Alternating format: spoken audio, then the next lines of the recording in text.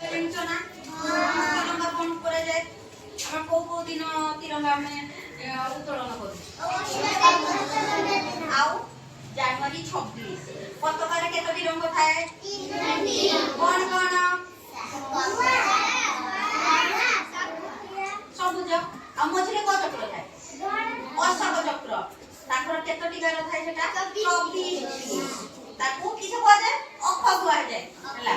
ଆଉ ସେଇ ଯୋଉ ତିନୋଟି ରଙ୍ଗ ଦିଆ ଯାଇଥାଏ, ସେ ତିନୋଟି ରଙ୍ଗ କାହିଁକି ଦିଆ ଯାଇଥାଏ ଜାଣିଛ କି? ଜାଣିବ? ଆଉ ସେ ମାନେ କମଳାଟା ହେଲା ଆମର ସ୍ୱାଧୀନତା ସଂଗ୍ରାମୀ, ଯେମାନେ ଆମକୁ ଦେଶକୁ ସ୍ୱାଧୀନତା କରିଥିଲେ, ସେମାନଙ୍କ ପାଇଁ ସେମାନଙ୍କର ପ୍ରତୀକ ରୂପେ ଆମେ କମଳା ରଙ୍ଗଟାକୁ ଦିଆଯାଇଛି। ତାପରେ ଧଳାଟା ହେଲା ସତ୍ୟ ଶାନ୍ତିର ପ୍ରତୀକ, ଯେ ଆମ ଦେଶରେ ସତ୍ୟ, ସମସ୍ତେ ଯେମିତି ସତ କଥା କହିବେ, ଶାନ୍ତି ବାର୍ତ୍ତା ଧରି ଦେଶରେ ଶାନ୍ତି ଶୃଙ୍ଖଳା ଭାବରେ ଚଲେଇବେ, ସେମିତିକା ସେଟା ପାଇଁ ଧଳାଟା ଦିଆଯାଇଛି। ଆଉ ସବୁଜ ରଙ୍ଗ, ସବୁଜଟା ହେଉଛି ଆମର ଭାଇଚାରା, ଯେ ଆମେ ସବୁ ଦେଶବାସୀ ସବୁ ଭାଇ ଭାଇ ହେଇକି ରହିବେ। ଭାଇ ଭାଇ ହେଇକି ରହିଲେ ଆମର ଭାଇତ୍ୱ ସବୁ ମାନେ ସଂଗ୍ରହ ଗଠନ ହବ। ଆଉ ଆମେ ସବୁ କିସ ଭାଇଚାରା ହେଇକି କେଠି ଝଗଡ଼ା ମଗଡ଼ା ଲାଗିବାନି, ଭଲ ଭାବରେ ସବୁ ତୁମେ ଯେମିତି ଖେଚଡ଼ ନୁହେଁ, ସାଙ୍ଗ ହେଇକି ସମସ୍ତେ ରହିବା। ସେଟାକୁ ହେଲା ଆମର ସବୁଜ ରଙ୍ଗଟାକୁ ହେଲା ସୂଚାଏ କରେ। ଆଉ ଅଶୋକ ଚକ୍ରଟା ହେଉଛି ଆମର ଧର୍ମ, ନ୍ୟାୟ, ପ୍ରଗତି ଏଇଗୁଡ଼ାର ପ୍ରତୀକ, ଯାହାକି ଆମେ ତାକୁ ଦେଖିଲେ ସବୁ ଆମ ପତାକାକୁ ଦେଖିଲେ ଆମେ କଣ ହବା, ଯେ ନା ଆମ ପାଇଁ ଯେ ମାନେ ଆମର ଦେଶବାସୀ କେମିତିକା ଆମର ସ୍ୱାଧୀନତା ସଂଗ୍ରାମୀ ମାନେ କେମିତି ଆମ ଭଳି ଆମକୁ ଲଢ଼େଇ କରିକି ଆମ ଦେଶଟାକୁ ସ୍ୱାଧୀନ କରିଥିଲେ, ଆଉ ଆମକୁ ସ୍ୱାଧୀନ ଭାବରେ ବଞ୍ଚିବା ପାଇଁ ଉତ୍ସାହ କରିଥିଲେ।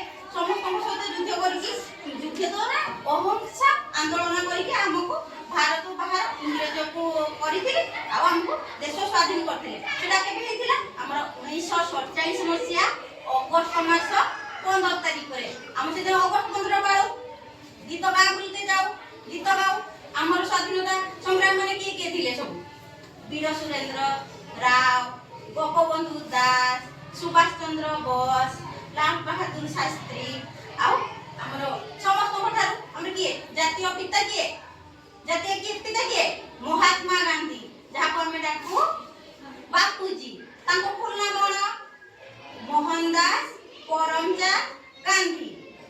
ତାଙ୍କୁ ଆମେ ସମ୍ମାନର ସହ ବାପୁଜୀ ବା ମହାତ୍ମା ଗାନ୍ଧୀ ବୋଲି କହୁ। ହେଲା, ଏଥର ଜାଣିପାରିଲ ତ ଆମର ପତାକାରେ ତିନିଟି ରଙ୍ଗ କାହିଁକି ଥାଏ, କିସ କାରଣର ଥାଏ? ଧଳା କମଳା ରଙ୍ଗ କାହିଁକି ଥାଏ, ଧଳା ରଙ୍ଗ କାହିଁକି ଥାଏ, ସବୁଜ ରଙ୍ଗ କାହିଁକି ଥାଏ, ସେ ଯୋଉ ମଝିର ଚକ୍ର ଯା ଅଶୋକ ଚକ୍ର, ସେଟା କାହିଁକି ଅଶୋକ ଚକ୍ର କାହିଁକି ଦିଆଯାଇଥାଏ? ସେଟା ଦବା ଦ୍ୱାରା ଆମେ କାହାକୁ ସୂଚାଇଥାଉ? ସେଥିପାଇଁ ଆମର ତିରଙ୍ଗା ଆମର ମାନେ କଣ କୁହନ୍ତି, ଆମର ତିରଙ୍ଗାକୁ ଅଗଷ୍ଟ 15 ଦିନ ସେଇଥିପାଇଁ ହିଁ ଆମ ଦେଶବାସୀ ସମସ୍ତେ ହିଁ ଉତ୍ତୋଳନ କରୁ, ସମ୍ମାନ ସହିତ ଆମେ ତାଙ୍କୁ ନମନ କରୁ। ହେଲା, ଆଉ ସେଟା କେବଳ ସବୁଦିନ ହିଁ ମାନେ ପତାକା ସବୁ ଉତ୍ତୋଳନ କରାଯାଏନି, କେବଳ 2 ଦିନ ହିଁ କରାଯାଏ, ଅଗଷ୍ଟ 15 ଆଉ ଜାନୁଆରୀ 26 ଦିନ ହିଁ ଆମେ ପତାକାକୁ ଉତ୍ତୋଳନ କରୁ। ଆଉ ଆମର ସମ୍ବିଧାନରେ ଥାଏ ଉଚ୍ଚ ନ୍ୟାୟାଳୟ, ସମ୍ବିଧାନ, ହାଇକୋର୍ଟ, ଆମର ବିଧାନସଭା, এইগুড়াରେ ସବୁଦିନ କିନ୍ତୁ ସେଗୁଡ଼ା ପତାକା ସବୁବେଳେ ଥାଏ। ଆଉ କୌଣସି ଜାଗାରେ ପତାକା ହିଁ ଲଗା ଯାଇ ନଥାଏ, ଖାଲି ଏଇ ଜାଗାରେ ସରକାରୀ କାର୍ଯ୍ୟାଳୟ ଗୁଡ଼ିକରେ କେବଳ ପତାକାକୁ ହିଁ ଉତ୍ତୋଳନ କରାଯାଏ। ତମେ ଜାଣିପାରିଲ ପତାକାକୁ? ଆଉ ପତାକାକୁ କିଏ ହେଲା ଫାଷ୍ଟ ତିଆରି କରିଥିଲା?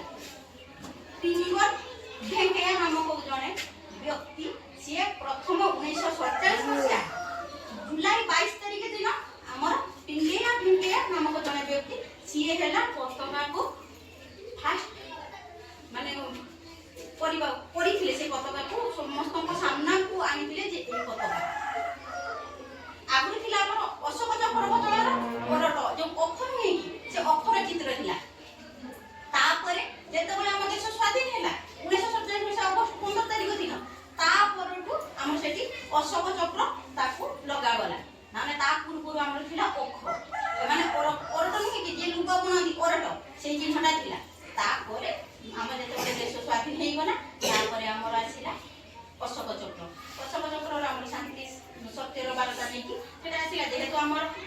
ଆନ୍ଦୋଳନ କରିକି ଆମ ଦେଶକୁ ସ୍ୱାଧୀନତା କରିଥିଲେ ନା ଆମ ଗାନ୍ଧୀ ମାନେ ସବୁ ମହାତ୍ମା ଗାନ୍ଧୀ ହେରିକା ସବୁ। ତ ସେଇଥିପାଇଁ ଆମର ଏ ଚକ୍ରଟା ଦିଆଗଲା। ତାପରଠୁ ଆମର ସେବେଠୁ ଆମର ପତାକା ଅଗଷ୍ଟ 15 ଜାନୁଆରୀ 26 ଦିନ ଉତ୍ତୋଳନ କରାଯାଏ। ଆଉ ସମସ୍ତେ ତାଙ୍କୁ ଚିର ଉପକୃତ